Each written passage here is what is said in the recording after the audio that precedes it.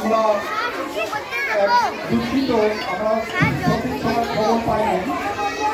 এই জন্য আপনাদের ব্যবস্থা বসার ব্যবস্থাটা ঠিক মতো করতে পারি না।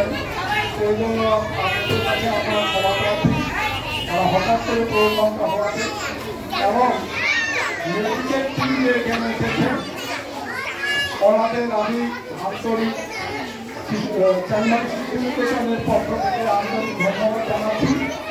ওনারা যে গুরুত্বপূর্ণ কথাগুলো বলে গেলেন, যে রোগটা ছড়াচ্ছে, এই রোগটা যাতে না ছড়ায় তার জন্য আগে থেকে কিছু করতে হবে আমাদের। সেটা হচ্ছে আমাদের ভ্যাকসিন দিতে হবে। উনি ভ্যাকসিনের সম্বন্ধে বললেন, কাজে আমরা এই ভ্যাকসিন দিতে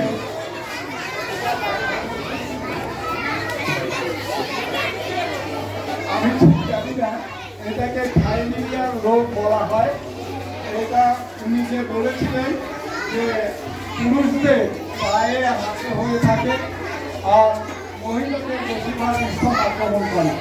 কাজেই আমরা সরকারের এই প্রোগ্রামকে যাতে সাফল্যমণ্ডিত হয় এবং আমরা প্রত্যেকেই যেন থাইলেরিয়া টিকা নিতে পারি, তার জন্য আমি আপনাদের কাছে অনুরোধ জানাচ্ছি। তাহলে এই রোগ যদি ছড়িয়ে পড়ে তাহলে আমাদেরই কষ্ট হবে এবং আমাদেরই ইয়ে হবে। আমি আর কিছু বলতে চাচ্ছি না।